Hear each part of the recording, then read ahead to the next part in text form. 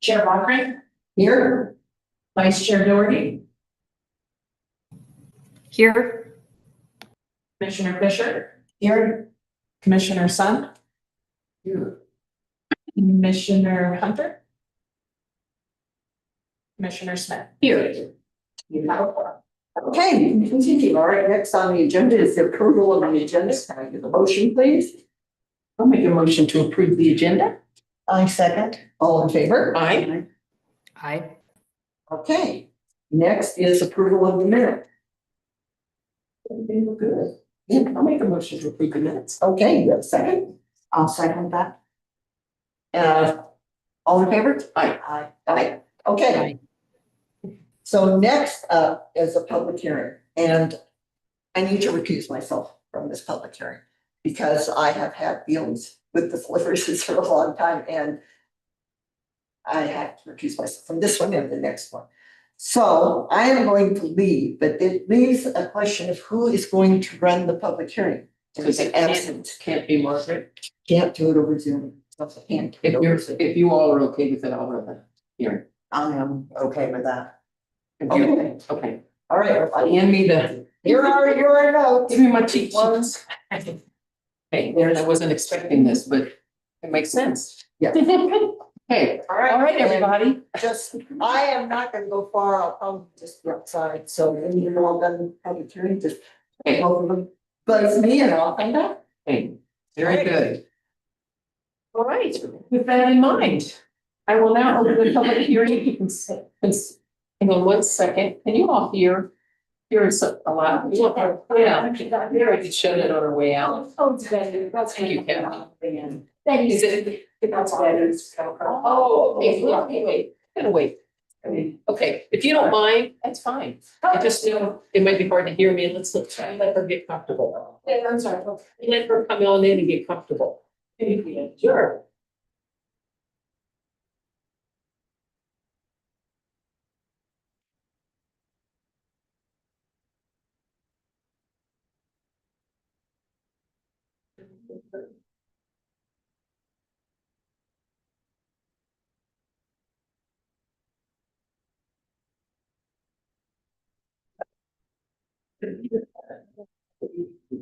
Wonderful.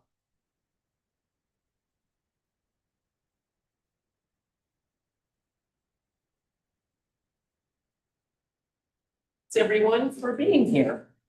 So I will now open the public hearing to consider the application submitted by Carl Eber Foundation for rezoning of the property located at 218 4th Street, Paonia, Colorado 81428, which property consists of one lot that is zoned public district to community is zoned public district and asking for a change to community commercial district C2. The purpose. Hang on one second. I wasn't prepared to.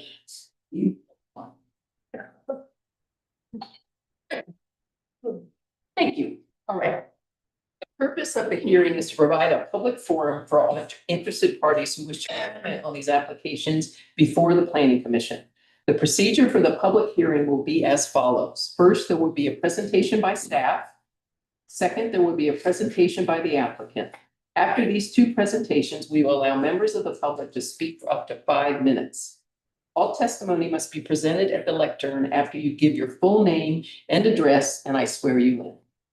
Please do not repeat points made by others, but it is fine to say that you agree or disagree with a comment previously made. Please direct all your comments to the Planning Commission and not to the town staff or the applicant. After receiving public comments, we will allow the applicant and town staff an opportunity to respond and answer any questions raised by the public comments.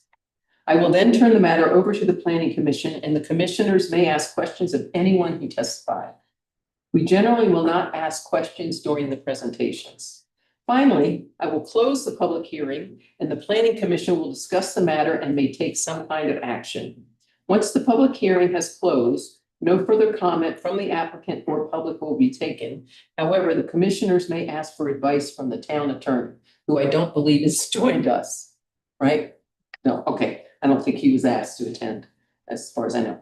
Public hearing recorded for the public record. Do we have proper notification? Yes, we do. Thank you.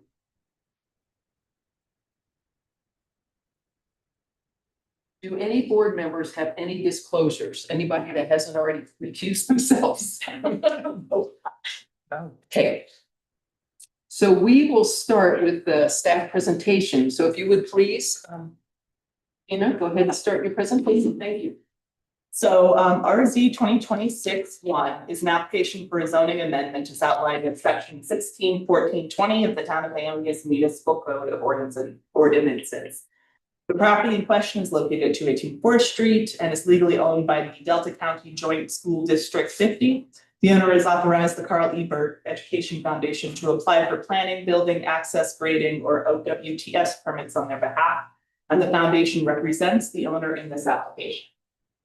The applicant is requesting to rezone a single property consisting of approximately 2.53 acres, identified as Lot 1 of the Delta County Joint School District 50 VA, from its existing zoning designation as a public district, community, commercial district. Rezoning would allow the building to be used as a museum and learning center.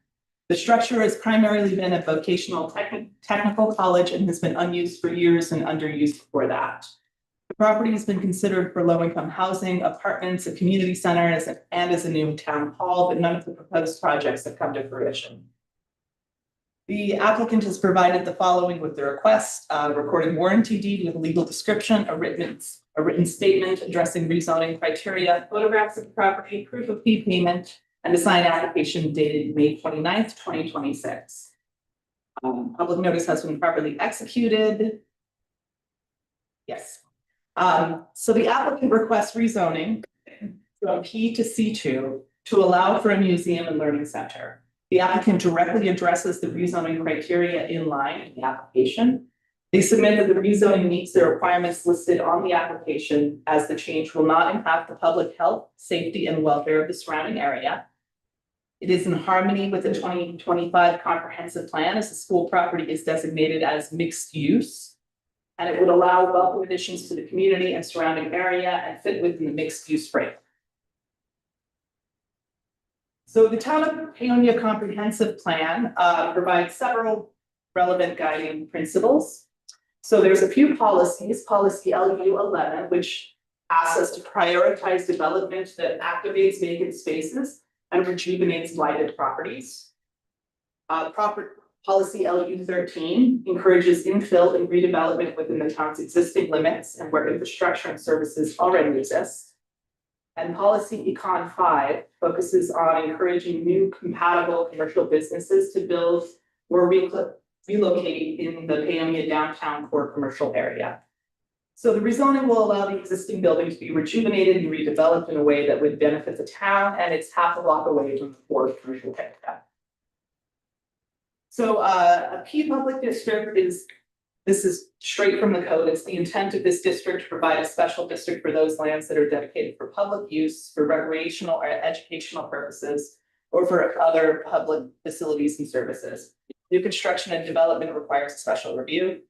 The C2, the community commercial district that they'd like to move to, it's the intent of this district to augment the commercial and business needs of the community by providing for the orderly development of commercial facilities that, because of their specific nature, require closer access to arterial routes or immediate access to large parking areas, or require generally larger ground level floor areas than the smaller retail shops as encouraged in the core commercial areas. While the proposed use for the land does benefit the public, it is not, quote, dedicated for public use, nor would it contain any, quote, public facilities or services. The property does meet the minimum requirements outlined in 16.380, which I have listed if you're interested. It is in the packet. It's lot width and things like that. So required findings needed to consider a rezoning application. There's very specific procedures and questions that need to be answered. First, the request for the amendment may only be presented by a legal title owner of the real property within the area proposed for change by the Planning Commission or the Board of Trustees. Request for a change in the boundary of any zoning district by a legal title owner of real property within the area proposed for change shall be accompanied by a petition requesting such change signed by owners of at least 50% of the area of the lots included in such change. The applicant produced an application and the required fee for rezoning that included only the property. Since there is only one applicant in the proposed zoning change, 100% of the lots in the area have answered in the affirmative that the proposed zoning change is acceptable. And the applicant has also provided a recorded warranty. Two, each amendment shall be submitted to the planning commission for its recommendations. Such action by the planning commission shall be filed in a report to the board of trustees. So we're at that hearing now. The two sub-points for this, you have to have both. A, the amendment is not averse to the public health, safety, and welfare. And the request is reasonable and does not appear to adversely affect the public health, safety, and welfare. And the amendment is in substantial conformity with the master plan. The existing zoning is erroneous, or conditions in the area effective have changed materially since the area was last zoned. And the applicant's request is compatible with the current comprehensive master plan for the town. Yeah. So based on the review of the comprehensive plan, zoning code, application materials, staff recommends approval of the rezone to rezone 218 4th Street from public to community commercial. This recommendation is supported by the following findings. The rezoning supports Paonia's comprehensive plan goals related to rejuvenating existing properties and encouraging locally owned businesses that provide Paonia with unique experiences. The rezoning does not adversely affect adjacent residential or commercial properties and preserves neighborhood compatibility. And the rezoning opens the opportunity for unique cultural addition to the town. And there are two potential motions, one for approval, one for denial. Okay, thank you. Do you have anything you want to add beyond what was in the packet in your comments? So there's two hearings for the same thing that are both intrinsically tied, but we have to do them very separately. So I think the second hearing is going to provide a lot more of the color commentary about what's going on. Whereas the zoning half is much more formalized, I guess, but you can't really understand the one without the other. Okay, thank you. So now is the time for the applicant to make a presentation, and with the applicant or the applicant's representatives, please come up to the podium. Please state your name and address, and I'll ask you to take the oath. Absolutely. Good evening, ma'am, Madam Chair, the rest of the Planning Commission. My name is Tom Parco. My address is 1067 South Over Street in Longmont. I'm with Spruance Consulting, and I'm here on behalf of the Carl E. Berg Education Foundation to talk about. Okay, do you swear to tell the truth in this matter? Yes, ma'am. Okay, please proceed. Okay. I just wanted to start off and say good evening to everybody here tonight. That like I had mentioned before, I think the project that we're going to talk about here, not just in the zoning change, but the subsequent special use permit, which will be a hearing that follows this, is a really good project that'll really benefit the community here. And kind of give a shout out to your staff, your town staff. They have been really wonderful to work with. I really want to give a shout out to Athena here. She's been terrific through this entire process. So very helpful. I've been a land planner for 25 years, done a lot of work up and down the Front Range coming over here. Every time I get into a town, it's just so nice to be greeted and welcomed, and someone that can actually shepherd you through the process and guide you through the code. So I just really thank staff there. So, and I think I've got Sam that's going to be my clicker through the presentation here. I'm going to actually keep this fairly brief because I do think Dina did a really good job summarizing the case. And she put together a really good staff report covering all of this. So yeah, if you want to click through the next two slides and get to this one. So I think everybody in this room, including those that are viewing online, know the property that we're talking about here in town, but it's situated between 4th and 5th Street and just east of Grand Avenue. As mentioned, it's a 2.5 acre parcel that's currently zoned P for public. It is located at 218 4th Street. And again, I think everybody knows that this is the former school that was built in 1960. Was a school for a number of years and then transitioned over to a vocational school. It really has kind of sat more or less empty for the last several years.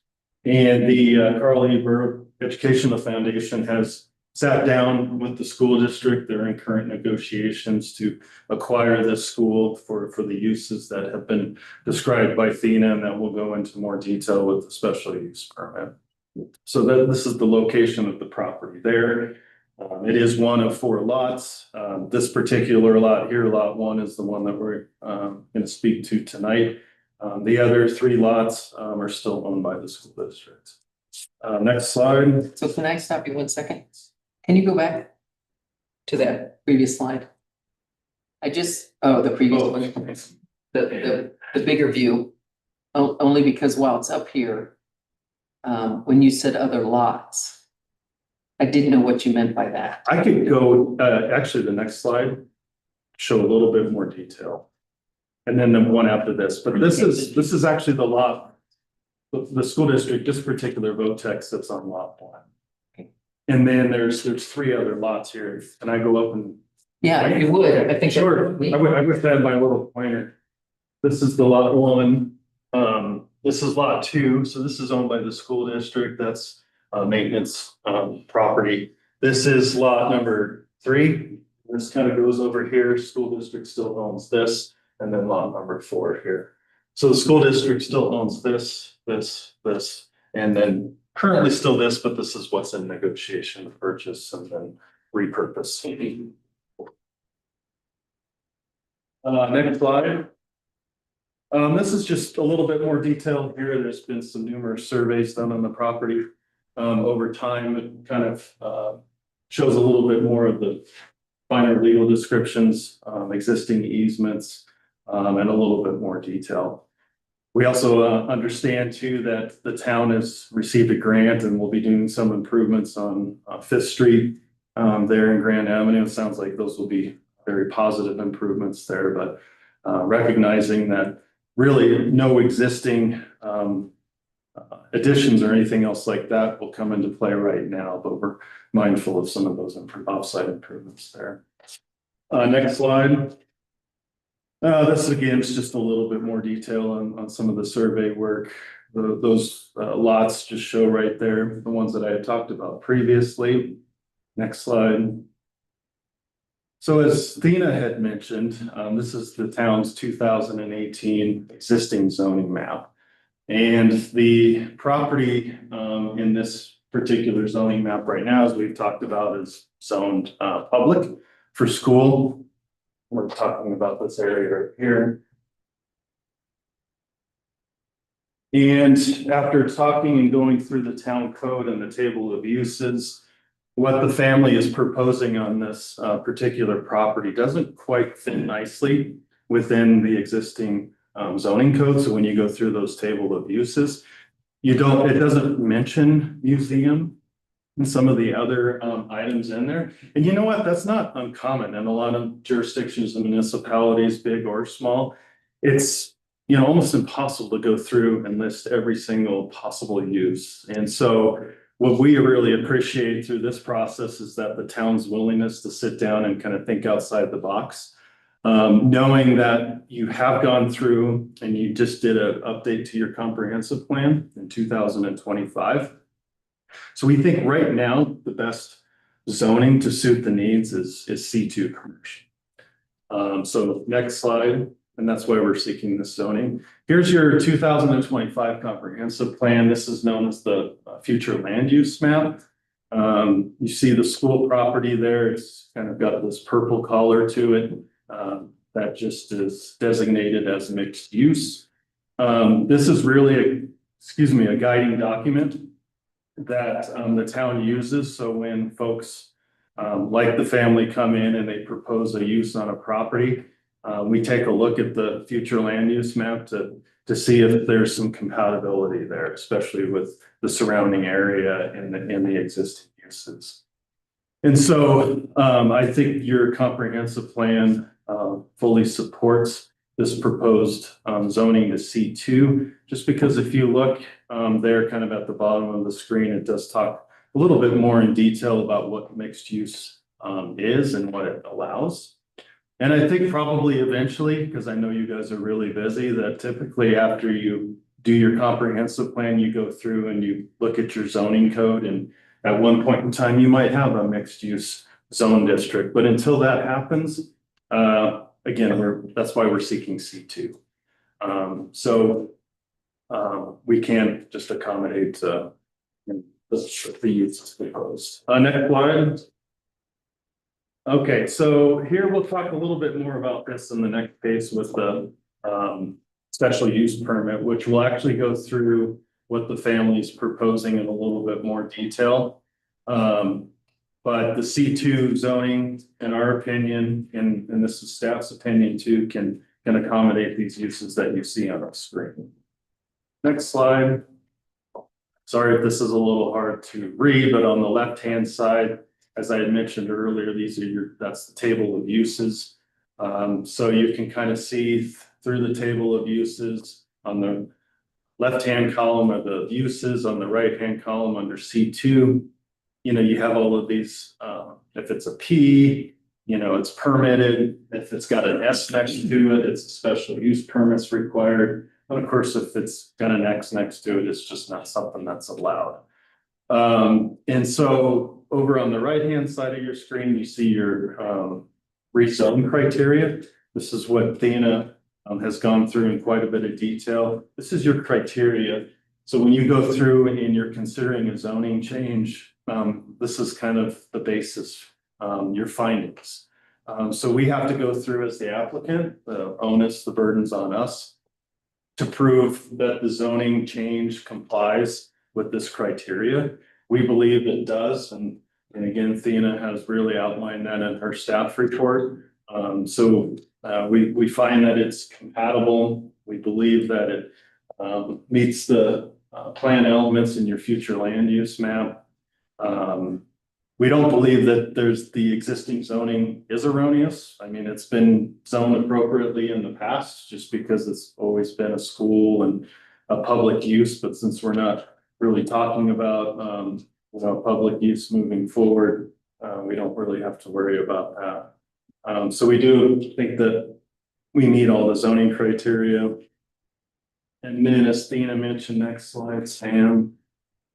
The comprehensive plan, these are your policies in the comprehensive plan. And that we do think that, rezoning this property and then with the proposed uses that we'll dive into in a little bit more detail in the next case, we believe that it meets these policies. As coming from a planner in particular, encourage infill. This is a perfect example of infill development. It's already got the existing services there, water, sewer. Town's not spending a lot of money putting infrastructure out or doing a flagpole annexation to bring in some property that's 2 miles away. I think it is compatible, even though that there's a neighborhood that surrounds most of the school property. I will point out that some of the family members are in the room today, but they went out on Thursday evening, I believe, and prior to that knocked on some doors. The town does have a requirement that everybody within 200 feet of the school property be notified, which those certified letters went out. And I think the family went around and knocked on some doors and said, hey, this is what we're planning on doing. And I think that's going above and beyond because the town code doesn't really require that you have a community meeting. But I think it's really something that, shows how much they believe in this project and they believe that it's a benefit. And then they also had a community meeting where they invited neighbors to come to really sit down, talk more about what's being proposed there. So I wanted to kind of put that on record too, because not a lot of folks do that. And so I really commend the family for reaching out and talking to the neighbors about this project here. Next slide. Pictures. I mean, again, I think everybody's familiar with the school. These are pretty recent, taken about 2 weeks ago or so. So it does have, I think, as I had mentioned, all the adequate requirements that meet the code. And the final on the last slide, which is kind of going into our next case, but we would respectfully request the town's approval, the planning commission's recommendation of approval to the town board, which I think they have this particular item on their agenda in 2 weeks, and your support. And that concludes my presentation, and happy to answer any questions. Is there anybody else that you were expecting to do a presentation? I don't believe so, man. Yeah. Great, okay. Thank you. Yeah. So, I'll now open it up to public comment. So, anyone is welcome to come up to the podium, and if you would do so and come up and give us your full name and address, and then before you begin speaking, I'll make sure that you swear to tell the truth. And you have 5 minutes to speak. And Sam, do we have a timer going? You're working on that? Okay, very good. So if anybody would like to come up, just come on up. I saw your hand first, person in the second row.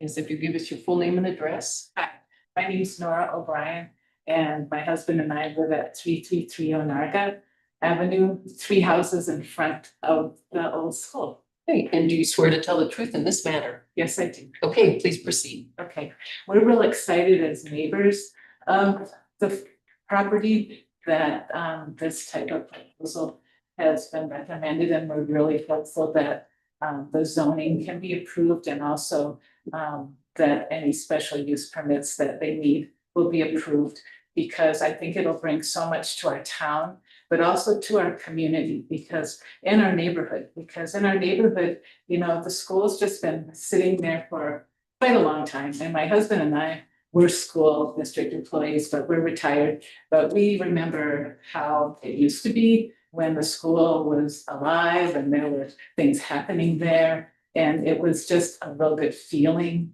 in our neighborhood and also in our town. And I think having an educational, experiential museum kind of environment is going to be a great asset to our town. And as neighbors, we welcome it, and we're very hopeful that it will be approved. Thank you. Thank you. And Kathy, I saw your hand. Do you want to come up?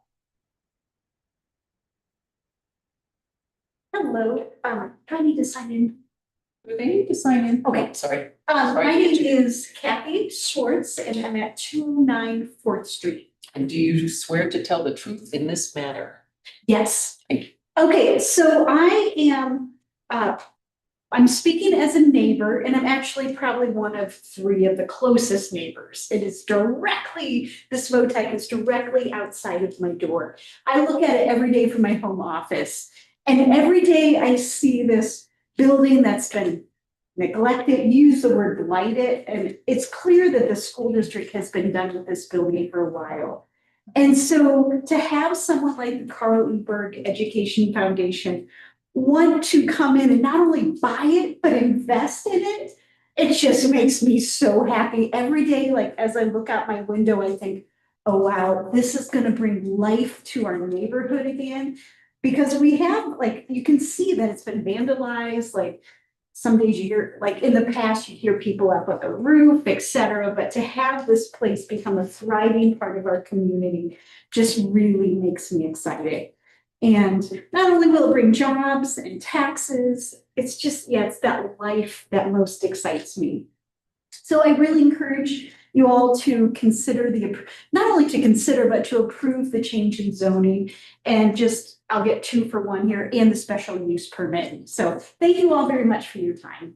And thank you, Carl, Education Foundation events. Thank you. Yes. Come on up, Rebecca. Right? Thank you. My name is Rebecca Corona, and I live at 220 Grand Avenue. And do you swear to tell the truth in this matter? I do. Thank you. I do. I agree with everything everybody has said so far, especially to make a vibrant neighborhood. And what is also exciting for me is, as a business owner, people will be traveling through from many different areas and allowing their children and young adults and families to visit our town in the downtown area as well, and to see all of our wineries, our producers of fruits, or everything like that, to let them be part of the community will, I think, really bring it alive. I can't wait to see children, lots of children. It will be really good. So thank you very much.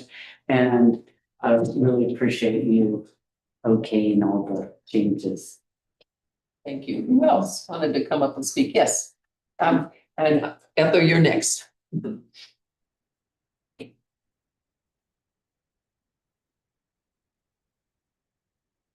Susan Pagano, my address 1525 First Street, Paonia. Do you swear to tell the truth in this matter? Yes, I do. Thank you. Speaking personally, that was my high school. I graduated from in that gymnasium in there, and it really does my heart good to think that that building is going to be revitalized. And, you know, it was the hub of this community for many years. And so I thank the Berg Foundation for doing this. It does, I think it's going to be a real light in this town. Thank you. Thank you. Ethel?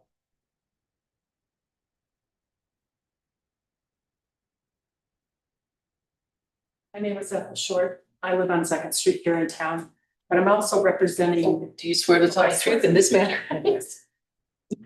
I'm a business owner here in town. I'm also here on behalf of Jess Durbin Ackerman, who's the executive director of the Creative Coalition North Fork Creative Coalition. She asked me to speak and verify. She had sent comments in, but she was afraid that they arrived too late to be ready to. You guys have seen them. Okay. So she just wanted me to reiterate that the Creative Coalition is 100% behind this project. And I also am 100% behind this project. I think that not only would it be a grave disservice if the variance was not passed, but it would be an abomination, you know, to not put a fine print on it, but it's just, what could anyone possibly find wrong or bad about this? It's going to benefit the town, the people in the town, but more importantly, our youth. And our youth is our future. And that's all I have to say. Thank you. Thank you. Who else? Wow. And if being at the podium isn't convenient, just stay where you are and and go from there. Name, address, and Mr. Good. To well. So my before do you swear to tell the truth in this matter? Thank you. I live the true or regulars from the inter is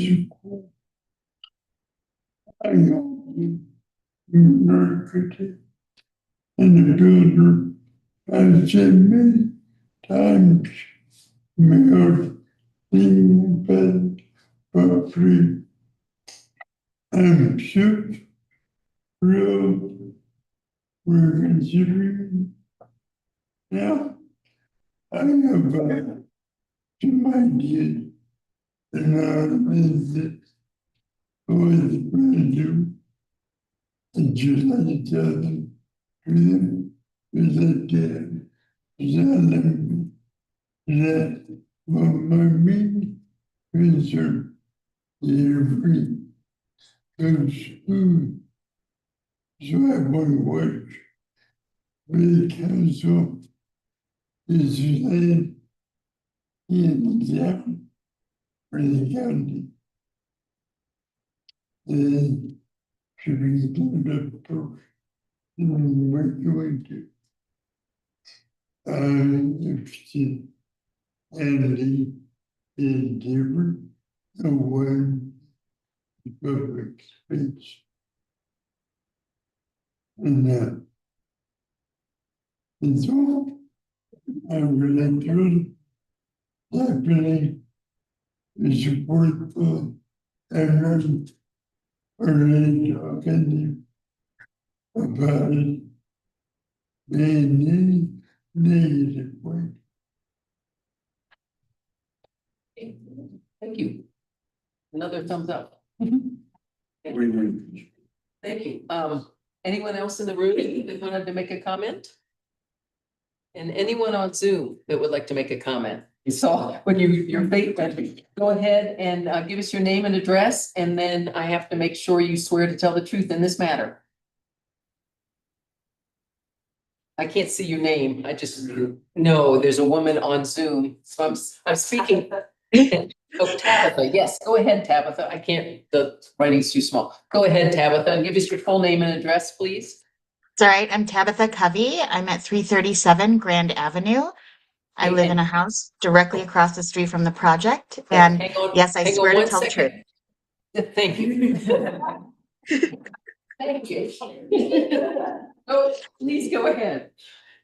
When Kathy came over and knocked on my door to tell me that the Berg Family Foundation was put in a bid to purchase the property across the street, I was elated, and I am still excited about the idea of this project going through, of there being vibrance and life at the building across the street. I just want to put in that I fully support this project and the rezoning and special use permits. Thank you. Is there, I don't see any other hands on Zoom. Anyone else in the room that would like to, make a comment? Okay, seeing none, does the applicant wish to offer any further comment based on comments being made? No, ma'am. Okay, thank you. Anything further from town staff? No. All right, so I will now close the public comment portion of the public hearing. I am not closing the public hearing completely, just the public comment portion. So now, before we turn it to commissioner questions and deliberations, I want to state that the documents included as part of the record for this public hearing include all application materials submitted by the applicant, all materials included in the packets, all written referral and public comments received regarding the application, the notice of hearings, and the town's ordinances. Does anyone have any objection to the inclusion of these items in the record? Seeing none. Okay. So, this is the time for the trustees to ask questions of anyone, the applicant, staff, and anybody have questions? Including you, Margaret, if commission, yeah. So do you have a question? Do you want to start? Sure. Go ahead. I have a question for staff, just about the connection between the rezoning and the special use review. If the rezoning were to proceed separately and get approved, but the special use review were not to be approved, is that a possibility, or are they connected somehow? I just want to understand that.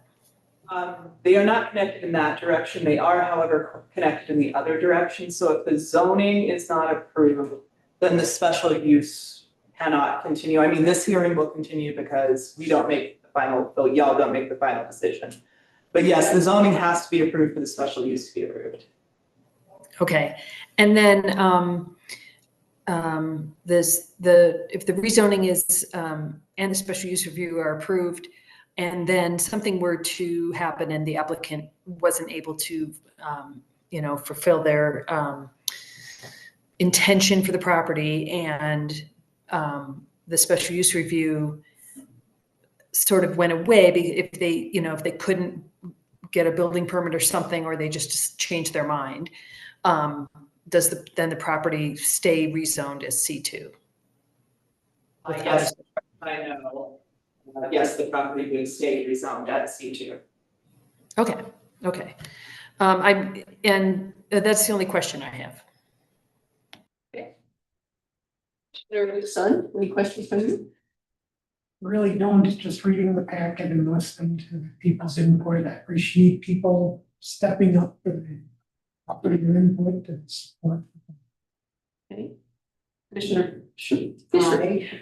I feel that any question that I could have possibly had has been answered. And the outpouring of public support and love speaks for itself. I myself am ready to make a motion. Okay, hang on one second. Okay, and I had, all my questions have been answered as well, so I don't have any to ask of the applicant, et cetera. So if we all four of us are feeling good, I will now close the public hearing and turn the matter over to the Planning Commission for consideration of the matter listed on the agenda. So, and I guess at this point, the motions that were provided are One right page, here, Yeah. ready to go. page 10. So, if no one has any further comments, Commissioner Fisher, did you want to go ahead and make a motion? I do. I move to recommend approval of RZ 2026-001 because it does not adversely affect public health, safety, or welfare and is in substantial conformity with the comprehensive plan. Do we have a second? Second. Okay. Without further ado, all in favor? Aye. Okay, that, Can I have, we'll call the. sure, go ahead, please. Commissioner Doherty, Aye.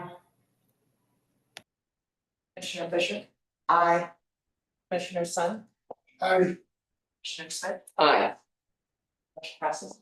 thank you. Can I have just 1 second? So I jumped.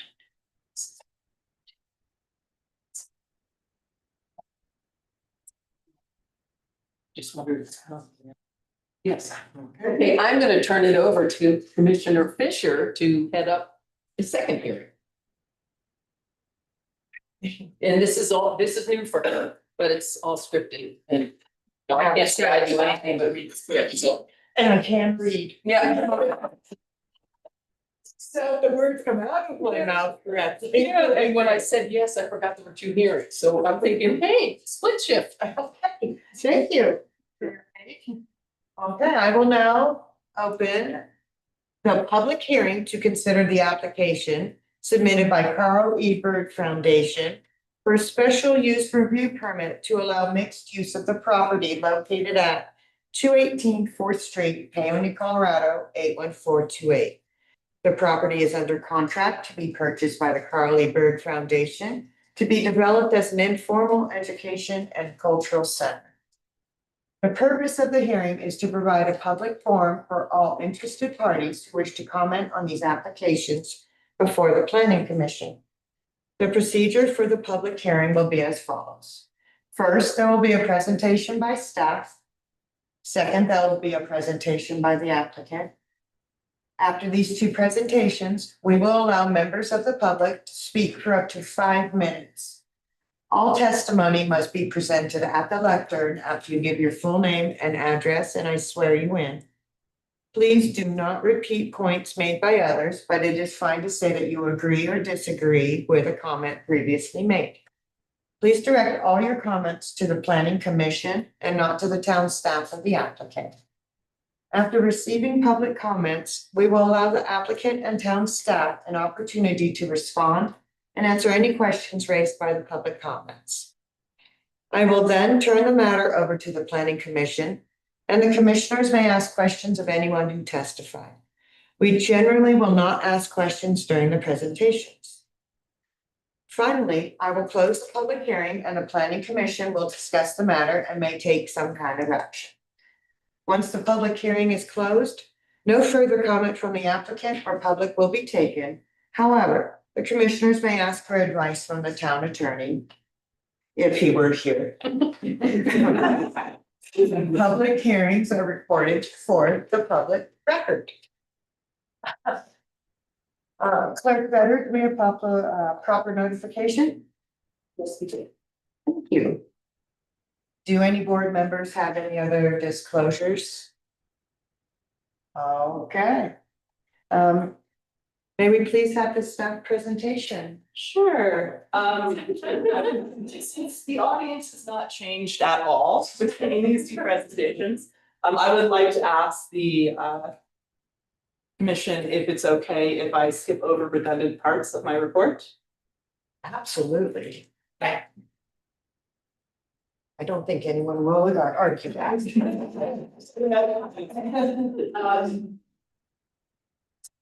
So the applicant is requesting a special use review to allow the property to be used as a museum and education center, including as a quote, community gathering space with educational and cultural exhibits, workshops, events, collection support, and administrative offices, as their application mentions. There are a list of procedures for securing approval of a special review application. They have done all of those things. I will not go through them item by item. So the applicant is asking for approval to use the property as a museum. And as was mentioned the last hearing, the current Town of Paonia Municipal Code does not have a category for museum and the possible uses for any property.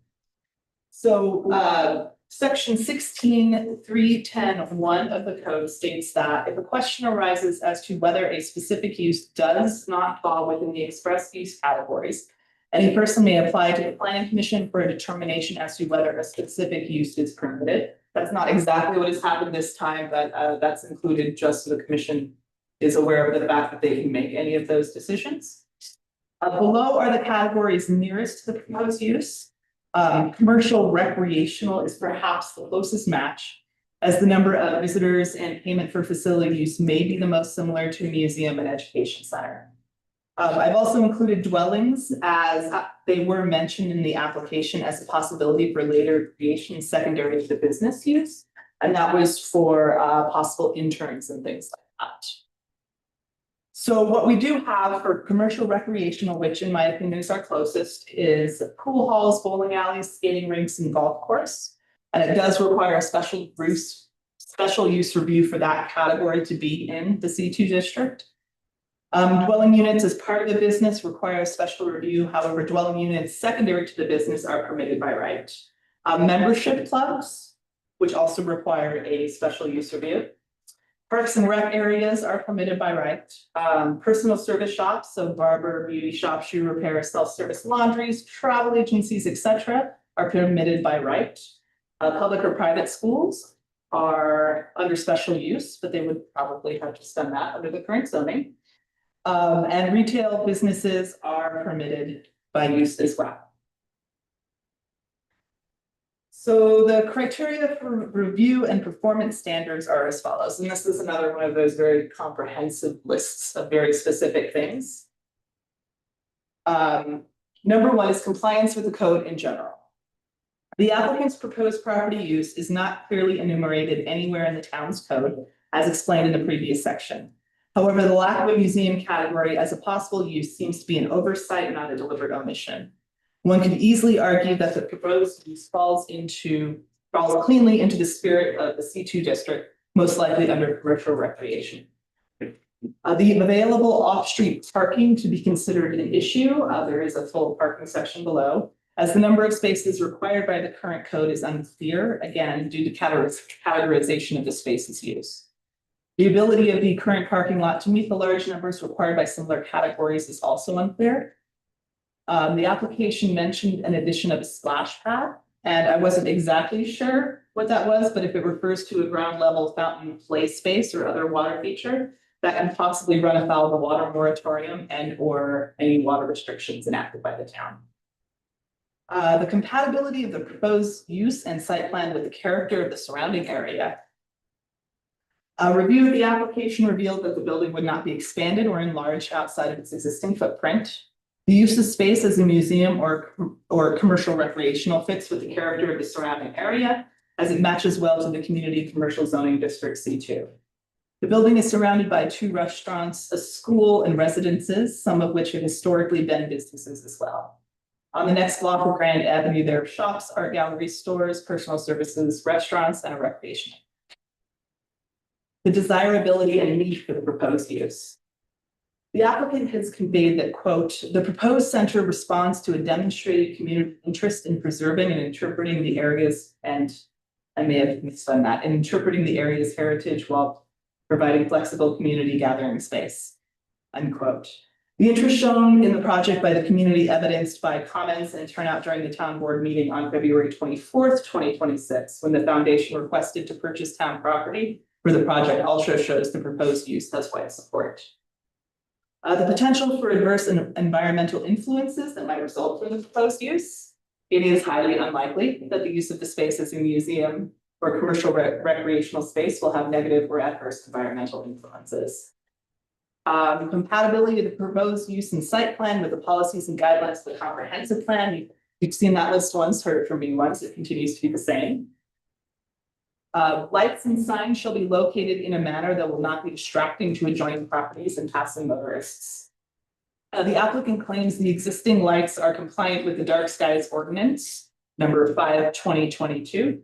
The town has not vetted this claim. However, the property is not changing its fixtures, so they may be considered non-conforming lighting for the ordinance and do not need to be brought back up to dark sky standards until a light fixture is replaced.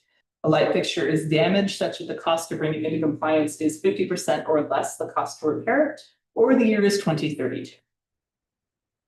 Landscaping shall be provided in areas near public right-of-way and located with consideration for energy conservation. An acceptable plan must be provided for the maintenance of the required landscaped areas. Page 7 of the applicant's exhibits provides a landscaping plan alongside page 7 of the application. The plan seems appropriate. Control of storm drainage shall be provided so as not to damage adjoining properties. The plan must be approved by the town engineer.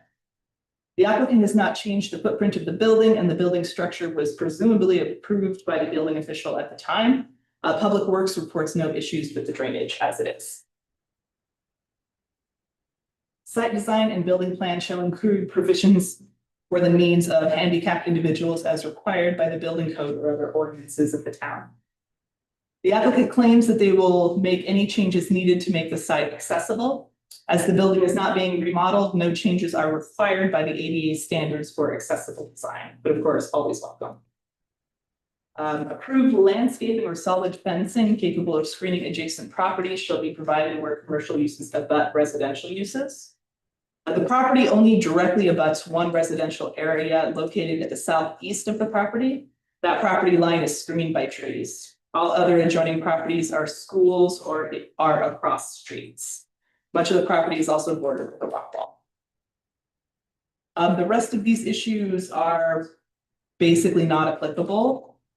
They're focused more on industrial uses, so no dust, odor, gas. Smoke should not be emitted at a density greater than something specific. No particles of fly ash shall exceed. The one that might be relevant is noise. No noise shall be emitted which exceeds a maximum of 75 decibels with a maximum increase of 5 decibels permitted for a maximum of 15 minutes a day, any 1 hour.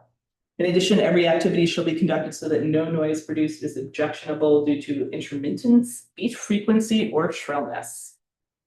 The primary use will be within the building. It's not anticipated that there would be an occasion where the noise will exceed performance standards.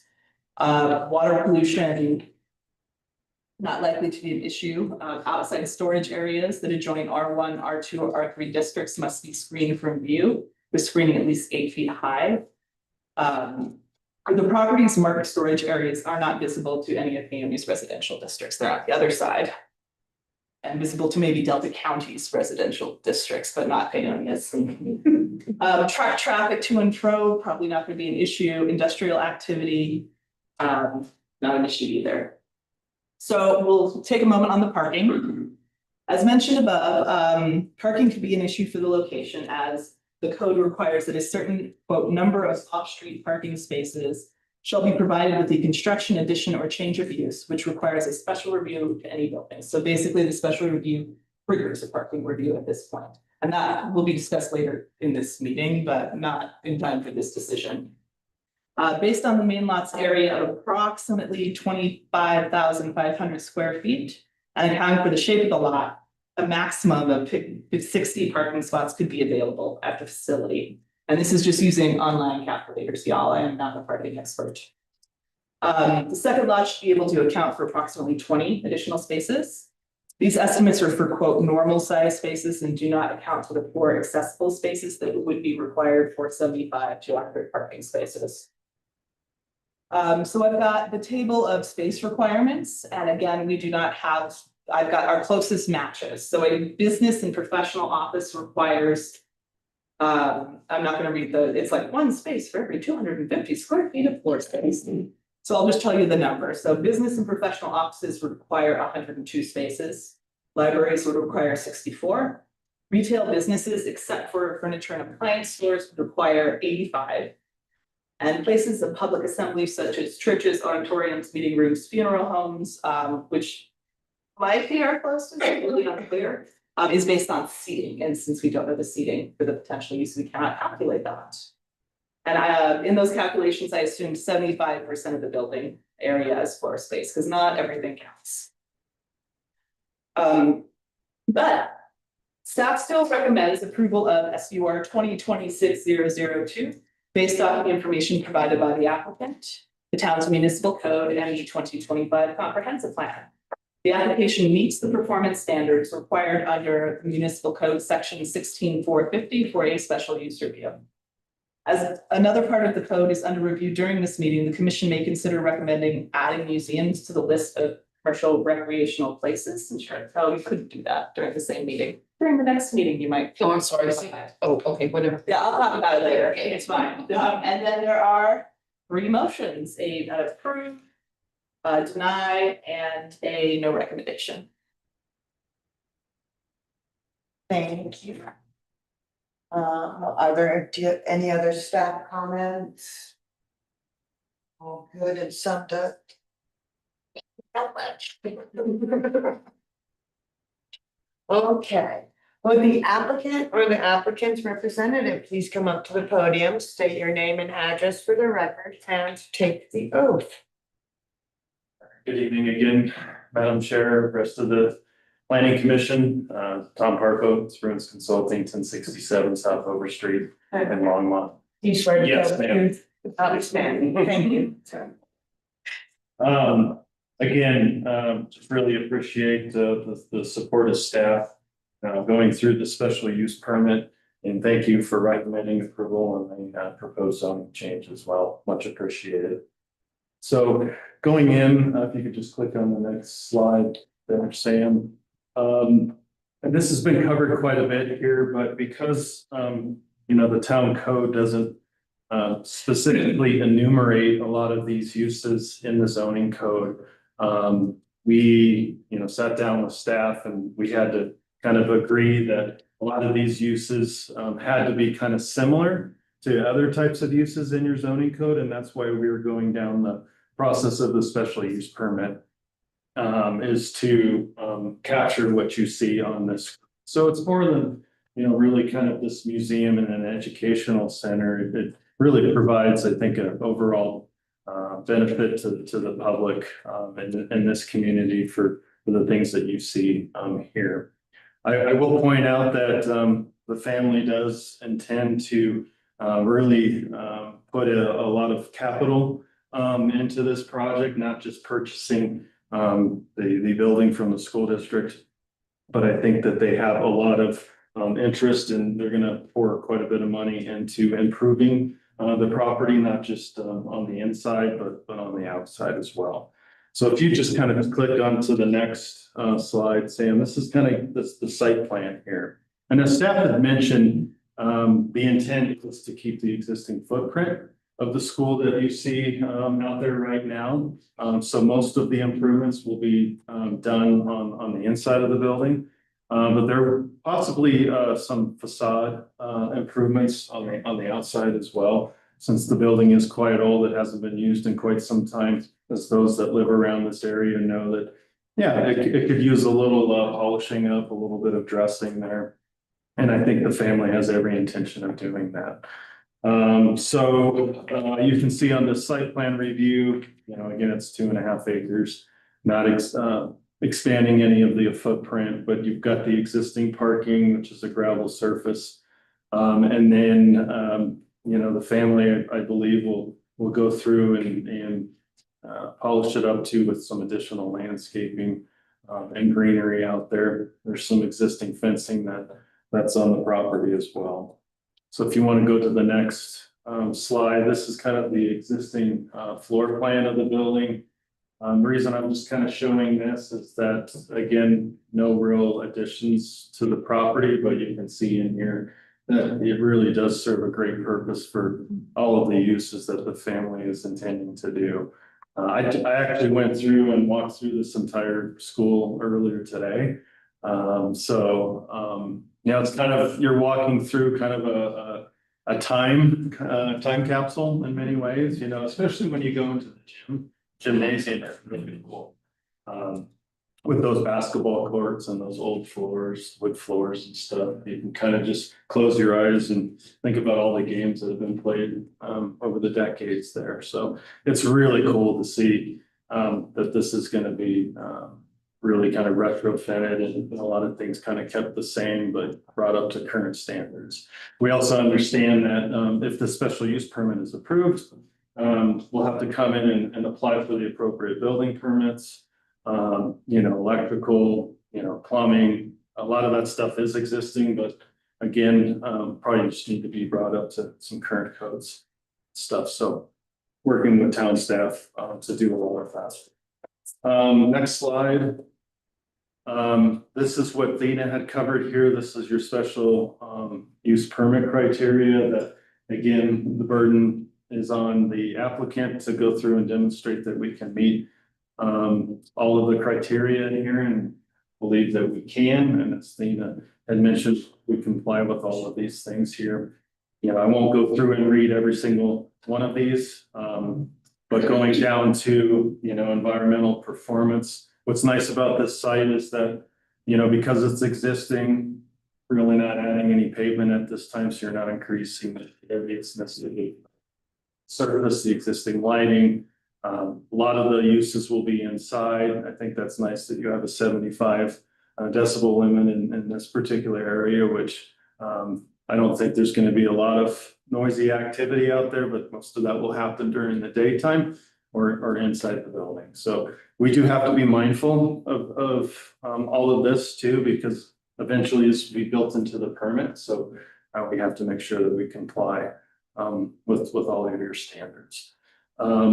Stina did mention, I think I maybe touched a little bit on the parking issue. I think that's kind of the one that we go through because there's so many different uses. And going through the parking code, because I know how complicated parking standards can be.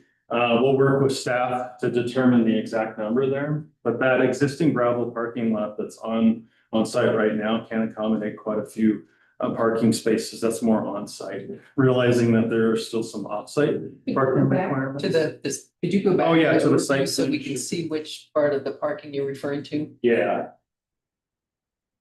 One more, there we go. So it just says existing parking lot on it. Doesn't say it here. It's quite large. It's gravel though right now. Here's your existing access that comes off Fifth Street. I think if it comes down to it, we've had some discussions with town staff. I know Fourth Street, there's a current sidewalk and everything down in here. Maybe the idea is that we could add additional parking along Fourth Street, put it within the right of way. You know, that does eat into some of the existing landscaping there, but that would have to be accommodated if need be. But that could be additional off street parking there. And I think we heard from town staff too, that since there's a lot of activity in this area, sometimes when there's events, it's kind of hard or tricky to find parking along this area. So maybe that can be accommodated as well. And again, going back to coming up to current codes and standards, realizing that, you know, we'll have to have some handicap access, those types of things. But again, that can be handled through the building permit process and some of the improvements that they plan on doing on some of the exterior.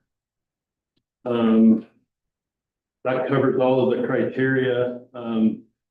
Again, we believe and that staff has covered it and is recommending approval. And we would respect that the planning commission do the same and recommend approval onto the board of trustees in 2 weeks.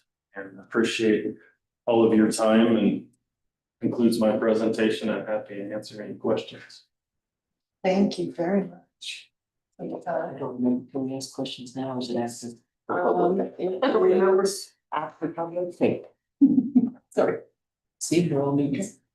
Thank you, and I'll open the public comment portion of the public hearing. Anybody who would like to come up and speak, if you want to state your name, address, and I'll swear you in. Like to come on up?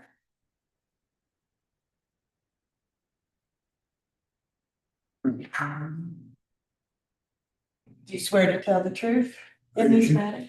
Okay. made within this wrong bridge. Because others that is tweaking. The ship. The dress is not 211. That's what I did. It's 211. So you may be ready to them.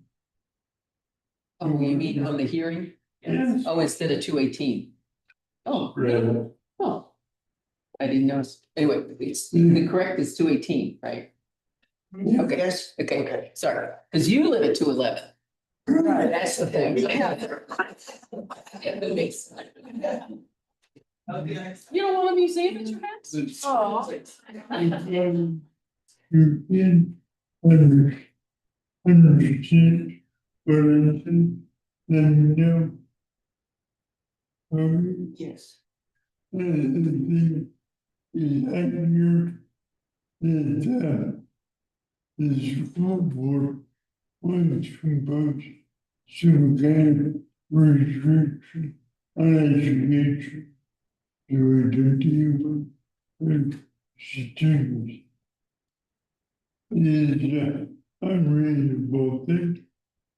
Because one situation here, if communities can make it ready, I can let you plumbing. But keeping not want to interact with the education department. They could and avoid all hazards. As a giver, any person, authority, as a medium of this fund space where it goes. And so you're reading. What is it?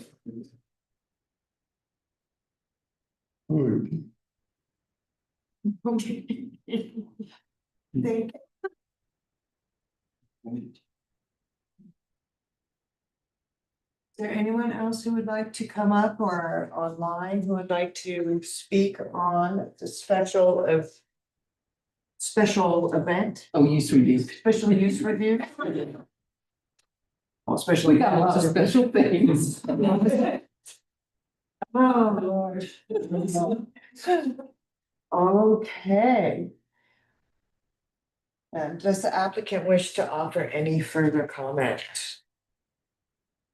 No, ma'am. Okay, thank you. Anything further from town staff? Okay, I will now close the public comment portion of the public hearing. Not closing the public hearing, just the public comment part.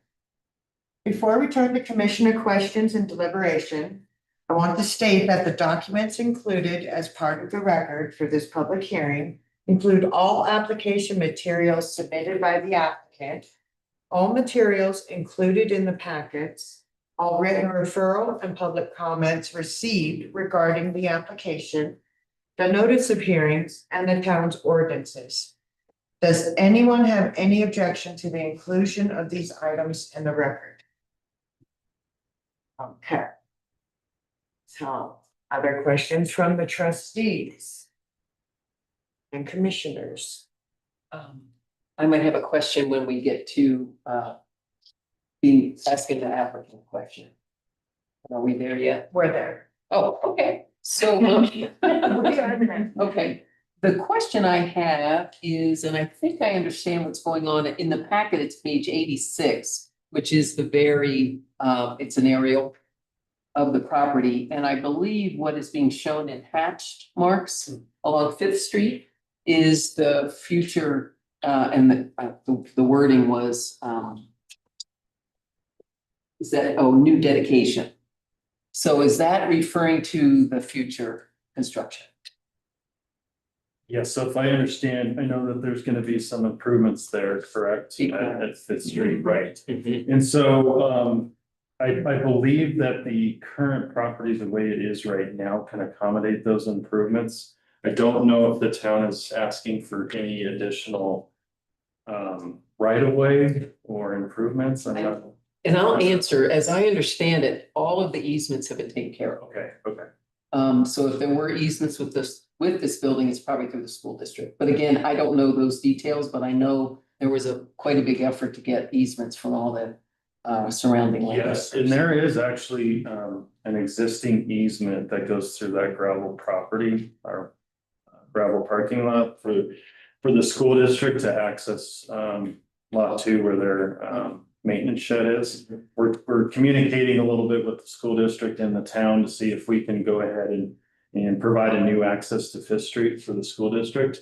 And then what we would do is eliminate that access easement through the parking lot. Right. That's, yes. Right by Grand Avenue, the one that's closest to Grand. Yes. Yeah. Yes. And actually the easement comes off of the existing driveway. It's really weird. And then it goes to lot 2, but it's actually on the property itself. And the other thing, as I recall, is there will be curb and gutter and sidewalk and parallel parking on Grand Avenue to the west of this property. So have you all seen the plans for this? Fifth and Grand? Yes, the Okay. town did send the plans to us. I haven't gone through them thoroughly, but plan to do so more. Yeah, I mean, it's gonna be a really nice improvement. Yes. To sidewalks all the way, school crossings, et cetera. But it is going to be quite a lengthy project because everything has to be exposed because there are at least 7 different subsurface lines going through there that all have to get corrected and things like that. So, and it'll be happening in 2027. So but you all were made aware of all that. Yes. Then my last question is, the potential parking along Fourth Street, would it constitute off-street parking? That would be off-street park. Yeah, I was looking at Dina, but I hadn't had a chance to, well, we can't really ask, so this is the time to ask. So, okay. Okay, those are the questions I have. Is there anybody else, trustees, commissioners that have a question? Oh, I probably have another one. Okay. But wait. Wait a minute, let me follow straight. Can I ask the staff a question yet? Yes, we're aware. Okay. All the questions can come out now. Okay, yeah, so my question is the parking. So it's really gonna be a bit of a leap of faith. In terms of, we don't have a prescriptive number to go with the square footage of the building. So it's really thinking of the potential of 60 that's already there. And then the 20, which is 80, and we don't have a prescription to follow. So I'm just bringing it up because I feel like as commissioners, we have to make a decision. To me, that's the biggest sticking point for this is the parking situation. And having off-street parking, but I also realize that this is reality. And unless the school district sells you where they have their lot 2, which probably isn't gonna happen, there's really no other place to put off-street parking. So my question, I guess actually it is back to the applicants. So how much traffic do you anticipate once you are up and running? What do you think your average daily traffic will be from visitation at the building?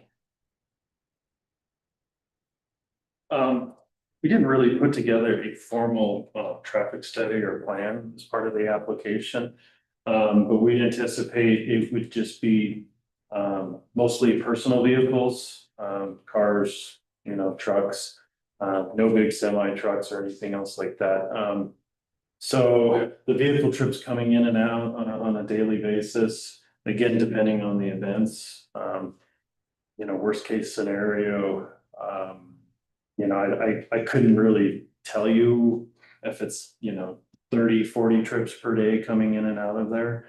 But if it's kind of more school aligned, it would probably fit more like a high school or any type of school traffic coming in and out. So it's probably gonna be more akin to that. Would you have room for a school bus in the parking lot for kids to unload? Yes, So you're gonna plan that? yeah, there's plenty of space back there for school buses to get in and out of. It even turn around.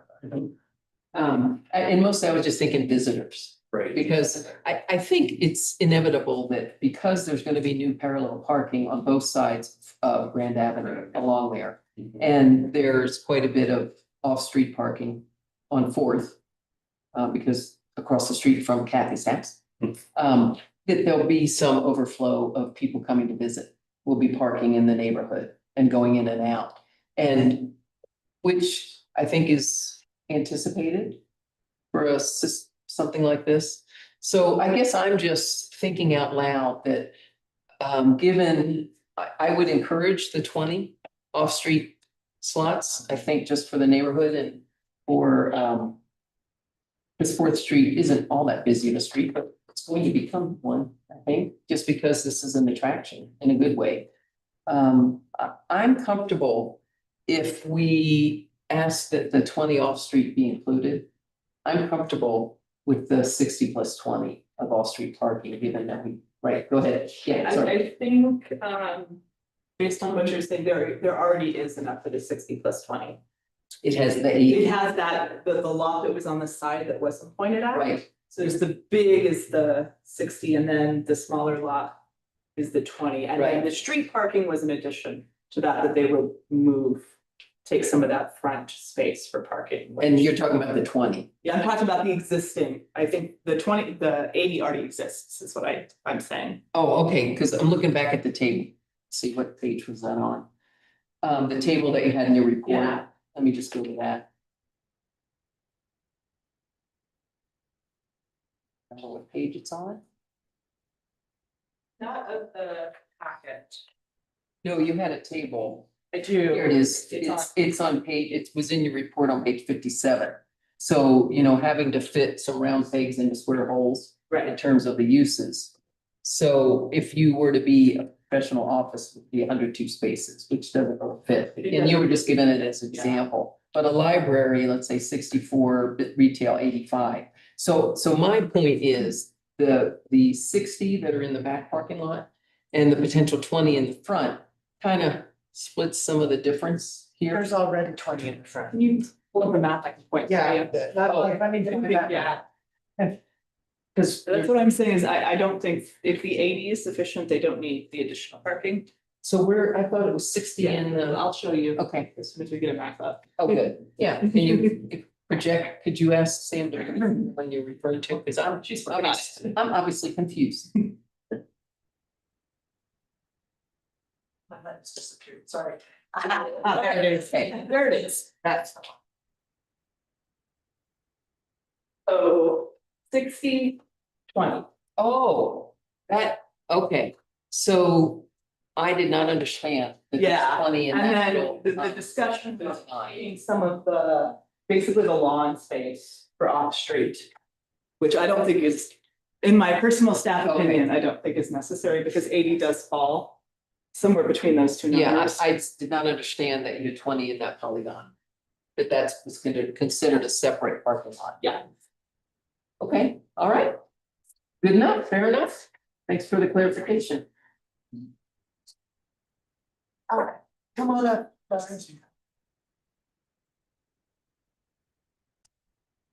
Dolores, with the Carl Ebert Education Foundation. I live at 14618 P Lane here in Peonia. Do you swear to tell the truth in this matter? I do. Thank you. One thing I just wanted to add is that we have hired a consulting company. It's called the Planning Office for Culture.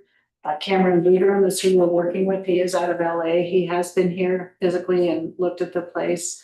Part of his effort is not so much the museum design part, but on operation and tourism draw. And I do not have his report. He has not supplied us with that information yet. He is working on it. But that is exactly what he is trying to determine based on our location, based on our distance from, Montrose, Grand Junction, Denver, Salt Lake. what draw can we expect? How many visitors can we expect? That will drive staffing, that will drive a lot of other operational decisions. So once we get that information, I will gladly submit that to you for your review. That will give us a little better idea of how many visitors we can expect on a daily basis. But I do agree that right now it's really kind of an unknown. But once we get his professional input, I'm certainly going to pass that along to give you a little more information. No, maybe that might come in when you get your building permit? I mean, I don't know. I mean, I'm not sure the planning commission would need to see something in the interim necessarily. I don't, other than, you know, if it becomes a problem, that's, you know, we would have to address if there's lots of people, lots of traffic, and that becomes an issue for the people around there. And hopefully, the streets are wide enough, and this new fixing Fifth and Grand is gonna help the potential for accidents Okay. and people getting hit. We've been lucky no one's been hit at that intersection. So it's really gonna help, I think, the situation you have. But when I was asking my earlier question, I was wondering if you are thinking visitors will be parking in that parking lot to the north and the Polygon. Are you thinking that's employee parking and visitor parking, both? As far as I'm aware, yes. A lot of us are within walking distance though, so, you know, we're 8 minutes from our other campus. So if parking is an issue, we can certainly do what we can do to alleviate that situation.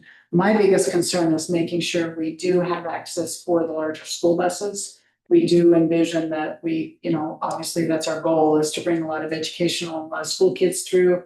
So, you know, working with Tom and some others on making sure that they would have access. That's why I asked too about, I have not seen the plans for the rework of the Fifth Street access, because to me, that is gonna be very important to make sure buses can get through that safely and get the children where they need to be and then exit as well. So we're certainly cognizant of that, want to make sure we do that correctly. Sounds like a good time to maybe have your architect look at the plans or this gentleman. John, yeah. Look again, because right now there's only, is there a way in and a way egress?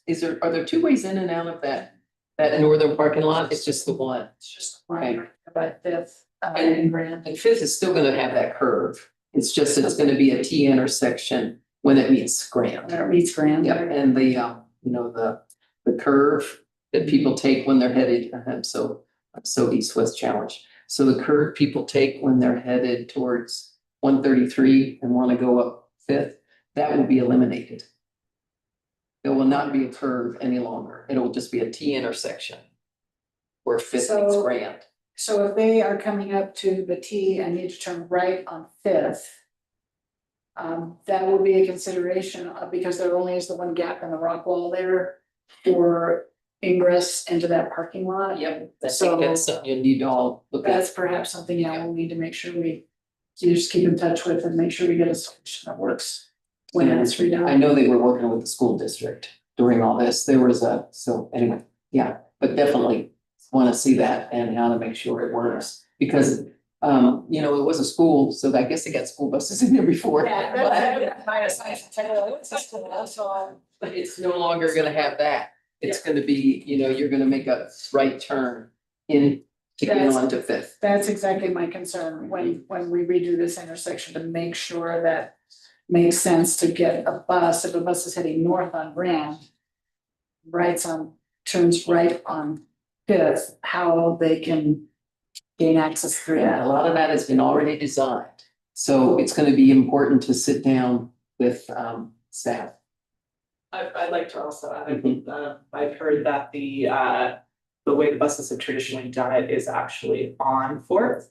Just pull out Oh, the I east of the building, okay. and there is enough to stack several buses there. Yes, On Fourth, yep.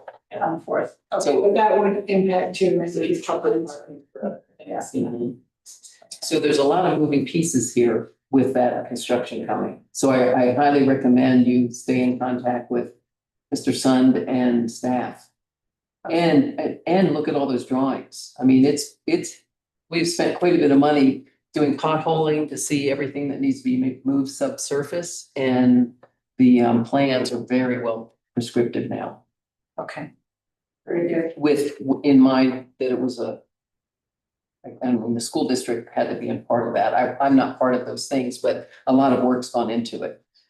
So, Mr. Sund and the staff might be able to sit down with somebody and make sure, because we don't want to get started and find out.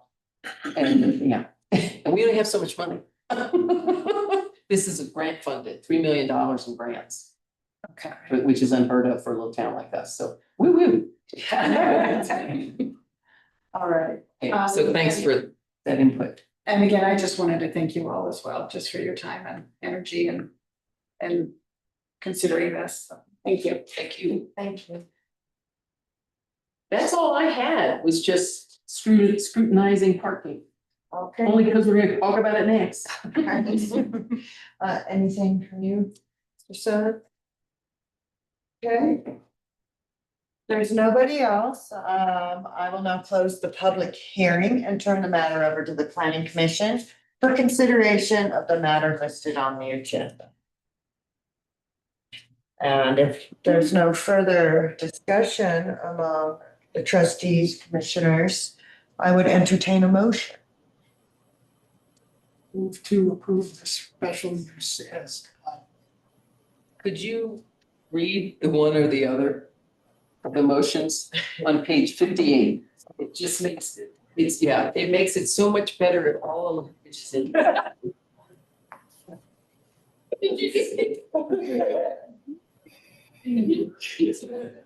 I hate to be pushy.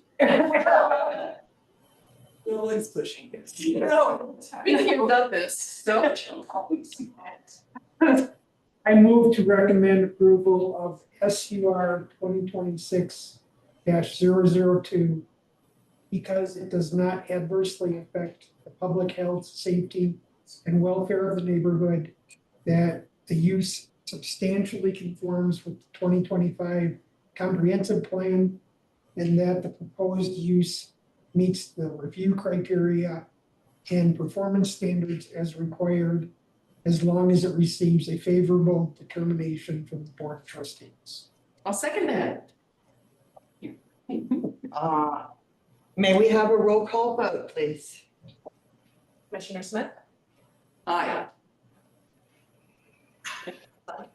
Aye. Commissioner Doherty? Aye. Commissioner Fisher? Aye. Motion carries.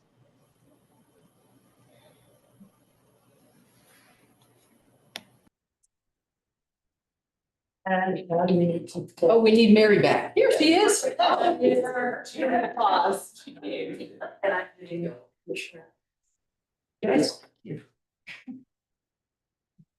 Yeah, job, but I didn't think that. Experience. Okay. I just texted Commissioner Hunters and we just give her a minute to get. Oh, but she's coming. There she is. Okay. And I know, you give her a place to sit. Oh, no, Sweet. Yes. Yes, be 5 minutes. I make a motion, we have a 5-minute recess. I'll second. Thank you, Chair.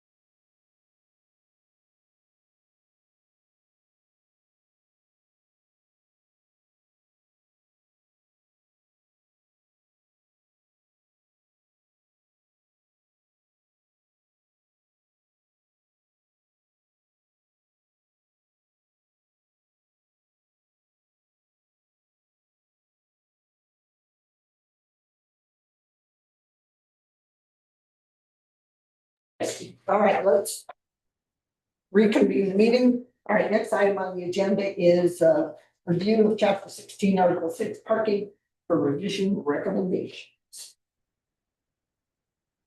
So there are several different things in the packet. One is the rewrite that was done by Mayor Smith with the help of Ms. Backren. And there's also information about the thing. So, That parking stuff. right. So we have a parking study that was done several years ago. That basically shows that we do have times when there isn't a lot of parking, but most of the time there is at least some parking available. I did some research too. And I didn't get it done in time to have it in the packet. But basically, what I thought, I couldn't find anything that was specific to very rural small towns, as far as recommendation goes from major sources. But they all say, parking minimums in downtown areas they cause more problems than they solve. I agree. Yeah, they're being eliminated everywhere. Exactly. It's like, why do we have this anymore? So anyhow, any other comments or? Well, I agree. So the draft, the straw man that's in here at the very end is a strike and underline that I put together after I read what Pete McCarthy had submitted. And he had gone and looked at the code for Mancos and Uray. Yeah. I wasn't as impressed with Uray. I think it's because, I don't know, it's just a different sort of setup, but I did look at what Mancos had, and that is reflected in some of the strike and underline. It's in there, but my proposal, which again, this is just a straw man, because I think it's really difficult to talk about code without have something in front of you to think about, which is why I did this. I'm not saying it has to go this way by any means, but I did rulemaking for a long time, and you can't just talk amorphous. You kind of have to have words. So what I proposed after reading what Pete had submitted, reading this survey that was done in 2024. What I'm proposing in this draft was there is no parking requirements for the businesses in the 100, 200 block of Brand. But the way it's worded is that if they currently have parking that is being provided off-site, they can't easily change that. And that's in some of the strike and underline, just so we don't lose what's already been put in place. And that is in the strike and underline. And beyond that, I was trying to get away from that crazy wording that we had to use tonight about construction, remodel, or change of use. So that's kind of been eliminated and addressing it the way Mancos does it. So again, I don't know if you've all had a chance to look at it, if you want to start a discussion from that, if you want to, and for those of you new that hadn't seen the parking survey that Trustees Hunter and Check did, do you want to discuss some of that? Because I think it's pretty interesting. That was very interesting. There were quite a few open spots, more than I would have thought, to be honest, like a lot more. When people say they can't find parking, they mean somewhere within 15 feet of. Yeah, exactly. So At that's 11 o'clock when everybody's going to the post office, so Right. their post office. Right, but weirdly, if they go to, say, Walmart, they'll park a quarter mile away and don't think about it. Right, exactly. Yeah, it's So it's a perception. Yeah. We do there's lots of parking. I do agree with Mayor Page that suspending the parking requirements for the 1 and 200 block of Grand. That's just, it's silly this day and age, and it's not feasible. And it has caused lots of problems. Yes, absolutely. Most certainly has, and I feel that the changes that have been proposed to the code are all good and beneficial. And I don't have an issue with anything that I've read. with the strike reducting after sitting in and listening to business owners and residents and reviewing the archaic code. It's definitely time for a refresh. And I do like the fact that you, to keep the things all we already have. Yes. I like that. Yeah. Seems to cover everything and protect everybody And yeah, and free up businesses. Yeah. Commissioner Hunter. Oh, yes, Commissioner Hunter. Hello. I just wanted to speak up since I was not there for the hearings because I was recused for that, but I'm also in agreement that with everything that's been discussed on the parking issue and eliminating the off-street parking requirement on, you know, the 1 in 200 blocks of Grand. And if there were any questions as to that survey, I'm also available to answer those. Okay. All right, any others? Anybody else? Commissioner Doherty has her hand up. Oh, I'm sorry, I didn't see your hand up.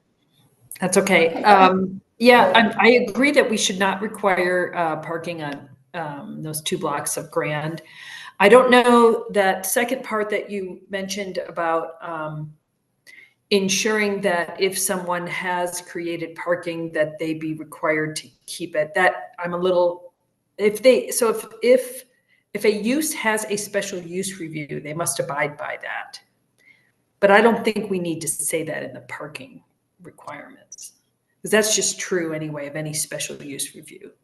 I just don't want to, I don't think we want to necessarily muck up the parking, that section of the code, the parking code, to refer to agreements that have been made with specific uses on Grand. I think it's true anyway, that's all I'm saying. So, but I do think that we should just include this new statement about our off-street parking not be required on 100 and 200 blocks of Grand Avenue. I may have Maybe misspoken. keep it there for now. Keep it sort of, because that's the issue we've really talked about. But Here's the provision, I think it's on packet 130, page 136, and it's subsection C. That's what, I may have misspoken. Any construction occurring after date to be determined on a building expanding its previously approved uses. Hang on one second. Oh, and that's outside of the 100, 200 blocks. So I think it probably still, that it deserves discussion because that's for everywhere else in town.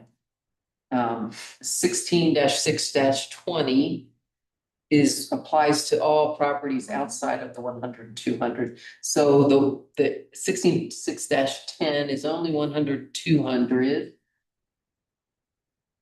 Oh, okay, so let's see, off-street parking spaces provided by buildings located within the 100 and 200 blocks of Grand prior to the same date may not be reduced unless approved by special review in accordance with Article 4 of this chapter. I think that's really important, that we not allow them to just build on that parking space, but that's just my opinion. Because that's what people have been living with for the last few years, so that's just my thought about maintaining it, but that's that's a group think. I just think they would have to go, that's part of their use, so they can't do that anyway. I mean, I'm just worried that we're, I mean, they can't just build in their current parking spaces. Well, they could. They could. Not if they have a special use review that requires those parking spaces. Well, that's what I'm saying, right now, the special use review doesn't apply to existing parking places. This would be new. I would say in a very practical sense, they can't build because most of the parking is very much like, I'm just thinking of, all the spots behind in the alleys would be eating into the town's practical easement off the alley if they decided to build a structure there. So I think practically building speaking, I don't know that would get approved for zoning reasons if they were trying to eat up that space. Except I think, didn't they just do that at Blue Sage? They just expanded their patio. Yeah. Oh, they That was did. not really public parking. It was only employee parking. But it was But it designated. was off-street It parking. was. It was, and then aren't all the residences too, right? And I think a lot of They it is have that part, that the parking in the alleys specifically is Mhm. for employees and then people who live in the residences as well. They just have one. Don't they have one above the Blue Sage? I think it's one apartment up Yes, there. they have one apartment. But so we did allow that to happen, and I don't know, it must have been a special use review, but I'm just throwing that out as, I don't know if our special use review says specifically that you have to get a special use review to build in your off-street parking in the 100, 200 blocks of Grant. That's why I threw that in there, is just as a, it's very specific to those 2 blocks. Because there is a lot of parking in behind the buildings, especially on the east side of the 100, 200 blocks. There's quite a bit of parking for cause. And there are some apartments over there, and they are leasing parking for their apartments. Yeah. And we don't want, and this is only commercial. We don't want to give up, I think residential, I threw in some things specific to residential, because when you have people starting to put residential units downtown, you really want them to have off-street parking. Because those people are gonna be parked there all day. And all that. So I don't know how the C I propose, how it really looks with the special review for, like for instance, the one that is by right, or no, by special review, which is a very confusing way it says, which is a business secondary, a dwelling secondary to the business. That really needs to be reworded to make that clear. That means somebody that owns the business is living there. They can't be Or rented. No, and if you rent it, it's not by right. That has to be the special review. That's what is meant by that. If you're building something you're renting, it should go to special review. But if you're gonna put an apartment in the back of your store, you don't need, it can be by right. Because you're introducing housing into this commercial zone and not taking into consideration where that people, they're gonna park. The way that's worded in our code is really bad, Yeah, and I do wanna bring it up during the hearing. Yeah, the way I've been reading that, and that's just, me interpreting. Is that if you have like a hotel or something, and that's your business. That's the primary business, because it does do a lot with primary and secondary, and that's the way I was thinking about it. That you did need a review if you were doing, your primary business included the rental. So like if you were building a complex, and that's how I was reading it. Whereas if it's secondary to the business use, as in, this is not our main business use, this apartment. It should be, if they're gonna make money with that unit, is how I've always looked at it. If they're Right. building a unit to rent, the people that own it aren't living in it, it needs a special review. That's not been happening, but logically. I don't think anybody's done anything with it in a while. It's been. Yeah, we. Never mind, So- if y'all have. Yeah, we know some history, but, so. But I think it needs to be made clearer, Mhm. because the language, you're right, It it's is. open to Here interpretation. in the truth. It shouldn't, it needs to just be written in English. Yeah. Anyway, that's another chapter 16 update. There's a whole bunch. Oh, Yeah. I need a list. one of the things we had asked at the last meeting is, did Sustainable Solutions offer any changes when Leslie's working on code? She did not. Yeah. There's nothing in her proposal about parking. It's fine. So to me, that probably needs more discussion, because I understand what Commissioner Doherty is saying. Because you're suggesting that we should not, do you want to protect existing off-street parking in the 100 and 200 blocks? I might have misunderstood what you said. She said they're already required to by their special. I was more worried about the construction of adding new requirements, because so if you never went through a special use review, but you happen to have parking behind your building, and it's a use that's allowed by use, and you just have parking, but the requirement goes away, you're now saying those people have to keep that parking, even though if businesses that are currently in existence and don't have any parking, they don't have any off-street parking at all, are not going to be required to provide any off-street parking. So it's kind of unfair to those properties which happen to have current parking spaces. And I guess I would agree, but that maybe is why they'd have to do it by special use. I just don't think we remove want to make those. it worse downtown. Because, yeah.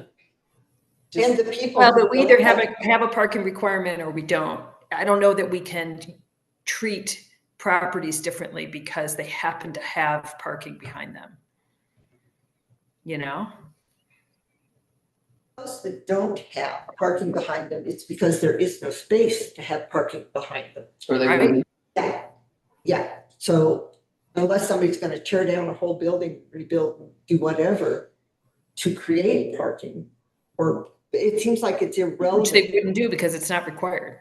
There is no, if we say there's no minimum parking requirement, Right. people are going to say, that's great, thank you, because now I can change my use, I can lease this to other people and I don't have to worry about this parking requirement. But then to say that to those people that happen to have parking, oh, but you guys have to keep your parking for the good of the town. It just feels a little unfair. But maybe that's this, oh, Lucy has her hand up. Yes, Lucy. Ms. Hunt. You know, while I agree with the sentiment that we don't want to lose any parking, I completely agree with what Commissioner Doherty is saying. To me, you know, we want to have something that's easily enforceable and across the board.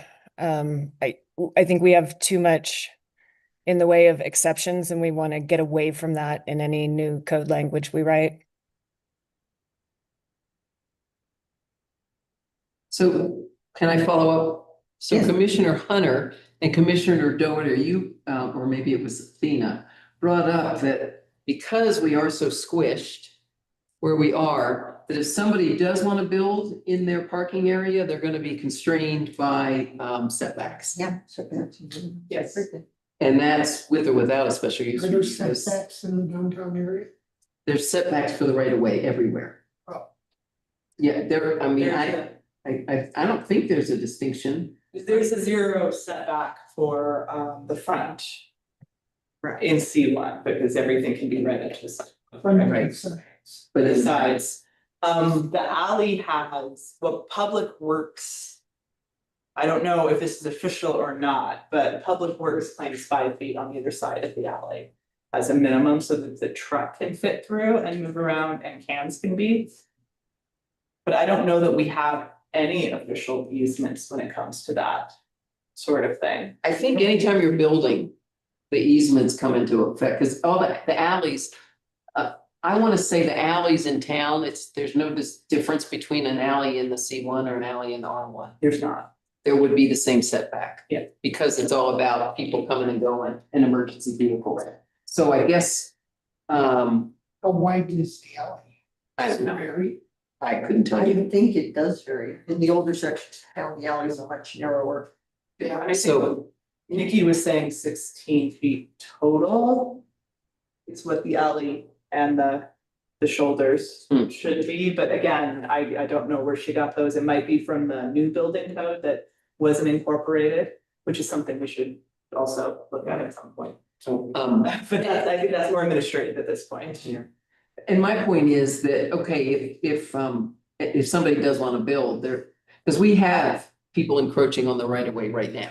Yes. And we can't have that happen again, because it's really detrimental for all sorts of, especially here where the big trucks come through, because people unload here in this alley. So I guess my point is, so maybe the compromise is that if somebody does want to extend their building onto their parking area, they're going to be constrained by the setbacks they do have to meet.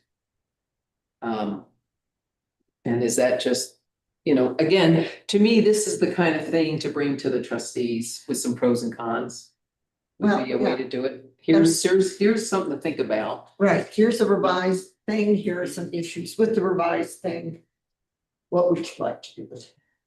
That'd probably be the wisest. And Yeah, because you're gonna have to pass this anyway. Right. And it might not hurt to get I didn't put any of this in front of the attorney. So Oh, yeah. some of it might be good to have Clay look at it from, and if there's any kind of a takings issue or something like that. Lucy, or Commissioner Hunter. I was just gonna say, you know, totally, there's other constraints on building over their parking and those are absolutely viable in their own right. I just think when we're revising the code section specifically on parking, that it should be just, you know, no parking, no off-street parking requirements on the 1 and 200 block of Grand, period, without exception. I don't think that we should hold people with existing parking to different rules, even though I would hate to lose any off-street parking. After listening to Commissioner Doherty and Hunter's positions, I agree with them. I think we just take C out and call it good. 100, yep, okay. So if I can just say, so we have this antiquated table. Mhm. And I wasn't about to try to address it at all. So I just put in the, now I lost it. The note that some parking throughout town could be adjusted by adjusting the parking required in that table. But that's a whole nother discussion. The only thing I took out of that table was hospitals, Yes. but everything else. Hospitals still in it. Yeah, because who knows? Well, it's like the gentleman said tonight about the planner. It's really hard to know. You know, you think, oh, that'll never happen, but you know. It's true, somebody drove business. And so I'm not offering up any suggestions other than Mancos had some good suggestions on how they were dealing with the R1, some of which is in Pete's submittal. And let me just point out the other difference from what Pete was proposing is he was suggesting that there not be any parking requirements for any commercial property in the town of Paonia, which I did not agree with. We have to have oversight Yeah. over parking. Yeah. And so again, I took the approach, just the 100 and 200 block and everything else pretty much stays the same in terms of the town having oversight. Yeah. So I just wanted to disclose that too. Okay. Yeah, I agree. I don't think we're there yet. If we would ever get there. Agreed. And Commissioner Smith, thank you for taking the time to put that together. I Yes. appreciate that. Sure. Absolutely. I'm sorry, it's one of those things where I go, Yeah. what are you gonna do? It's too hard if you don't have something. And again, I'm not wedded, it was just to start. And I liked some of the Manco stuff, so. So if we take this, when this goes to the board, what if we just strike out that section C? Yeah, and we might need to talk about B in 16.6-10 because it enters in residence, it is secondary to the business or used by right or permitted by right, no special use needed. So which again, we are stuck with the way our code is worded. It's the interpretation. We probably need to have a discussion about that at some point. I don't know how, if our attorney's ever been asked to differentiate between those two entries. Secondary or whatever the other wording is, but it's been a problem. But it needs to be in here. Right. It needs to be acknowledged. Yeah, but just what can of worms is being opened? I don't know. The only thing that I see as a problem to sending this to the attorney is he can make all of the language legal, but he needs direction on where the town wants to head. If you hand it to him and say, just make it legal. No, I was what was the? And I was thinking, which section were we just talking about? That needs to say that. 16.6, yeah. Which one? 16.6.10. B.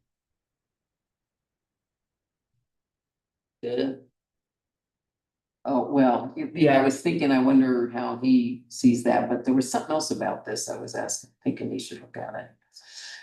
Oh.